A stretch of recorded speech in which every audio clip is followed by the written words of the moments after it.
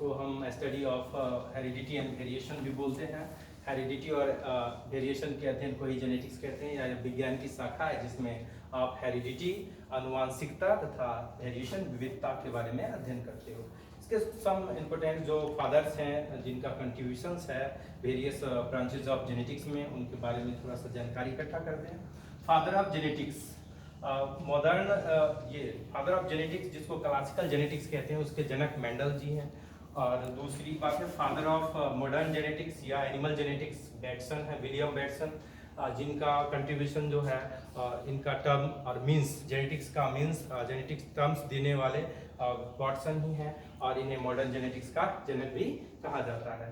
Fathers of experimental और genetics और Drosophila genetics और कहा जाता है मॉर्गन को, जिनका पूरा नाम थॉमस हंट मॉर्गन है, और जिन्होंने बहुत सारा एक्सपेरिमेंट किया जेनेटिक्स में ड्रोसोफिला के ऊपर।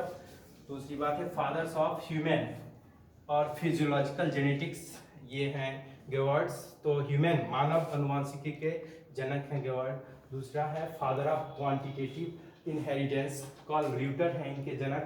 नेक्स्ट है फादर ऑफ न्यूरोस्पोरा जेनेटिक्स, ये हैं डॉडेज।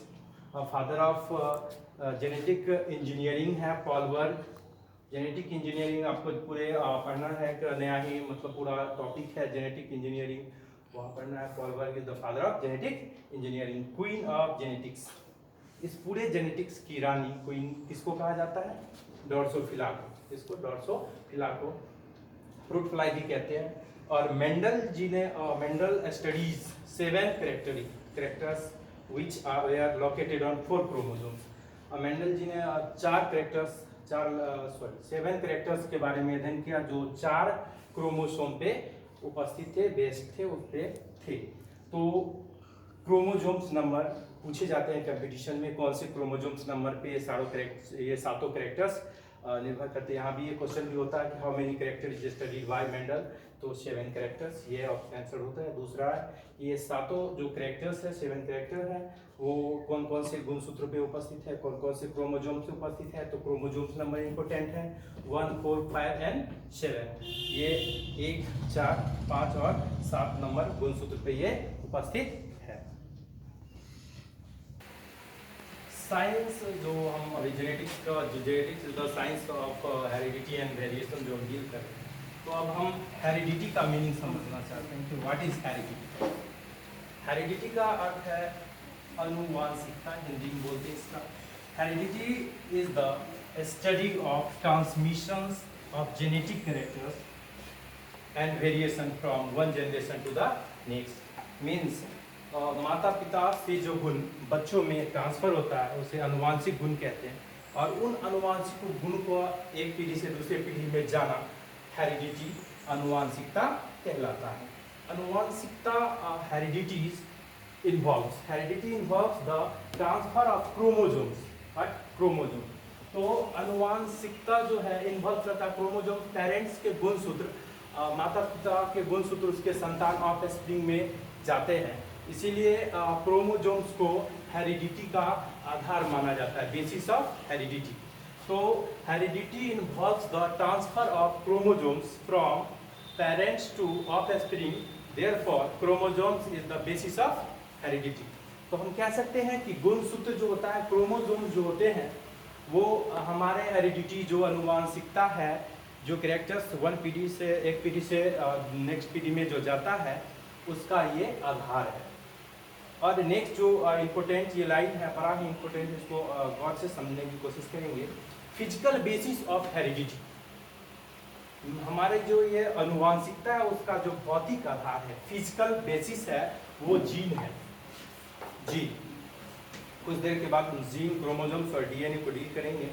फिलहाल अभी इतना जान लीजिए कि हेरिडिटी का फिजिकल बेसिस जीन है, और उसी का केमिकल बेसिस, रासायनिक जो आधार है, वो हेरिडिटी का रासायनिक आधार डीएनए है। दोनों ऑब्जेक्टिव आ सकता है किसी भी कंपटीशन में, तो ये दोनों को याद रखना है कि फिजिकल बेसिस जीन और केमिकल बेसिस ऑफ हेरिडिटी क्या है?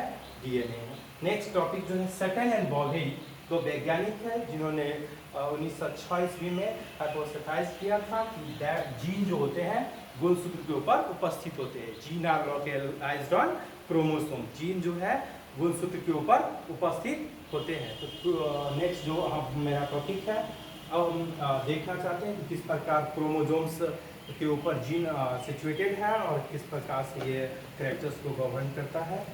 Thank you. टी.एच. मॉर्गन जिन्होंने कंसेप्ट दिया था gene are linearly arranged on chromosome, उन्होंने ये कहा था कि जीन जो है गुणसूत्र पर एक रेखीय रूप में अवस्थित होता है और इस प्रकार से मैं ये गुण मतलब क्रोमोसोम्स को बनाया गया है और इसके ऊपर जीन जो है लिनियरली अरेंज्ड है, ये कंसेप्ट दिया गया है मॉर्गन के द्वारा। कभी क्वेश्चन ये भी आ सकता है, according to Morgan gene are located on, तो आंसर हो जाएगा क्रोमोसोम, लेकिन कैसे, तो linearly arranged on chromosome. Gene क्या होता है, तो जीन जो है हमारे हेरिडिटी का सबसे स्मॉलेस्ट यूनिट है। तो गुणसूत्र, डीएनए और क्रोमोसोम, थोड़ा सा इसके बारे में जानकारी भी लेनी है। जीन क्या है, जीन जो है, जीन और एलिल्स टर्म सबसे पहले जॉनसन नामक वैज्ञानिक ने दिया था। तो हमारा ये जो क्रोमोसोम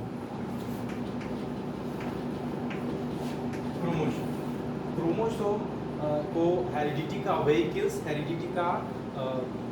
मतलब वाहक कहते हैं। गुणसूत्र का जो है, ये वाहक जो है हमारा गुणसूत्र जो है हमारा अनुवांशिक, क्रोमोसोम जो है हमारे अनुवांशिकी का वाहक है, व्हीकल्स है, जो पीढ़ी दर पीढ़ी हमारे जो जेनेटिकल कैरेक्टर्स है, माता पिता का जो लक्षण है वो उसको संतानों में ट्रेवल कराता है, लेके जाता है।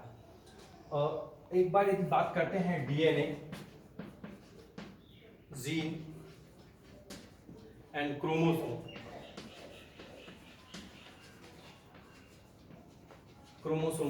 तो इसके बारे में कुछ जानकारी है कि ये जो हमारा जीन है, स्पेसिफिक जो खंड होता है उसका एक विशिष्ट खंड, डीएनए के विशिष्ट खंड को ही जीन कहते हैं। और ये जो डीएनए होता है क्रोमोसोम के अंदर जो है ये उपस्थित होता है। तो इसके साइज के आधार पर यदि बात किया जाए कि साइज किसकी बड़ी होगी, तो जीन, और ये तीनों अनुवांशिक का एक मतलब अनुवांशिक जेनेटिकल कैरेक्टर्स को लेके जाने का कार्य करता है। जीन जो होता है, जीन हमारा सबसे छोटा है, उससे बड़ा डीएनए है और इससे भी बड़ा क्रोमोसोम है, गुणसूत्र है। तो ये जो गुणसूत्र है हर एक जीव में अनिश्चित होता है और एक निश्चित संख्या में होता है। वेरिएशंस के बारे में हम अब स्टडी करेंगे। हेरिडिटी के बारे में बहुत सारे इंफॉर्मेशन हमारे पास है। अब व्हाट इज वेरिएशन, विविधता क्या है। अनुवांशिकता को हम देख चुके हैं, अब विविधता के बारे में जानकारी लेते हैं। तो individual of same species have some differences are called variation।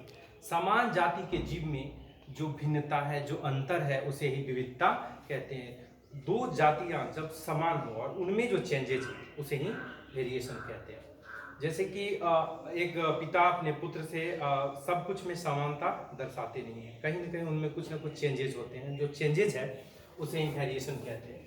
अब दूसरी तरीके से हम इसको बोल सकते हैं, variations are difference found in morphological, physiological, cytological, behavioristic traits of individual belonging to same species, race and family। एक समान जाति, एक समान परिवार के जीवों में जो उनके शारीरिक, उनके जो भौतिक और उनके जो उसके स्तर पे जो उनके लक्षण, उनके जो बिहेवियरिस्टिक्स में जो चेंजेस है उसे ही क्या कहते हैं, वेरिएशन कहते हैं। ये जो वेरिएशन है ये ऑफस्प्रिंग, जो संतान में माता पिता से जो संतान उत्पन्न होते हैं उनमें जो चेंजेस है, उनमें जो वेरिएशन है, वो वेरिएशन क्यों है, व्हाई, तो ये तीन कारणों से है। सबसे पहला है रीशफलिंग ऑफ जीन और chromosome by chance, reshuffling of gene और chromosome by change of separation of chromosome. तो क्रोमोसोम के सेपरेशन के कारण ये रिशफलिंग के कारण ये वेरिएशंस आते हैं। दूसरा है क्रॉसिंग ओवर, जीन भिन्न। जो आप साइटोलॉजी, जब कोशिका विज्ञान का स्टडी करते हैं तो क्रॉसिंग ओवर के बारे में डिटेल स्टडी कराया जाता है क्लास 11th में। तो क्रॉसिंग ओवर के कारण दूसरा है जिसके कारण वेरिएशन आता है। और क्रॉसिंग ओवर के बाद तीसरा है जो सबसे इम्पोर्टेंट अच्छे से देखिएगा, chance of combination of chromosomes during meiosis and fertilization. आप भी जानते हैं कि मियोसिस सूत्री विभाजन जनन कोशिकाओं में होता है, और निषेचन और meiosis is the characteristics of sexual reproduction. लैंगिक जनन में ही मियोसिस और फर्टिलाइजेशन होता है। तो फर्टिलाइजेशन ये मियोसिस दोनों जब हमारे सेक्सुअल रिप्रोडक्शन में होता है, तो ये क्वेश्चन आ सकता है कि क्या वेरिएशन किस प्रकार के रिप्रोडक्शन में। तो ये पिछले चैप्टर में हम लोग पढ़ चुके हैं कि लैंगिक जनन में, जिसको सेक्सुअल रिप्रोडक्शन कहते हैं, उसमें वेरिएशंस आते हैं, और एसेक्सुअल रिप्रोडक्शन जिसको अलैंगिक जनन कहते हैं, उसमें कोई वेरिएशन नहीं आता।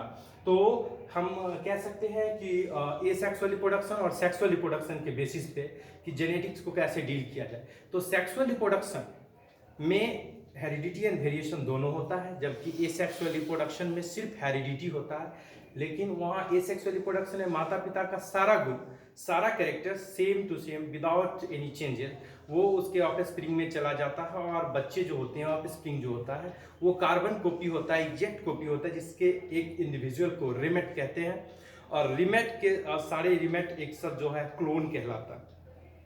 तो remit is the unit of clone. हम कह सकते हैं कि रेमेट जो है एक क्लोन की इकाई है। तो अब इससे अधिक मैं इसको डील करने में ये बताऊंगा कि वेरिएशन के टाइप है। इसमें बहुत सारी चीज़ें पढ़ने हैं कि how many types of variation, कितने प्रकार के वेरिएशन होते हैं, एंड फर्दर उसके टाइप्स के बारे में डिटेल जानकारी कि किस प्रकार से वो चेंजेज हैं। Next, what is the importance of this variation. इस वेरिएशन जो जीवों में जो चेंजेज होता है, उसका क्या जो महत्व है, इम्पोर्टेंस है, उसके बारे में स्टडी करेंगे। और फिर जो नेक्स्ट हमारा वीडियो लेक्चर्स आएंगे, उसमें आपको प्रिंसिपल ऑफ मेंडलिज्म के जो भी प्रिंसिपल्स हैं, जैसे principle of unit character, principle of dominance, principle of segregation, principle of independent assortment, और ये सब चीज़ें आएंगी। Thank you.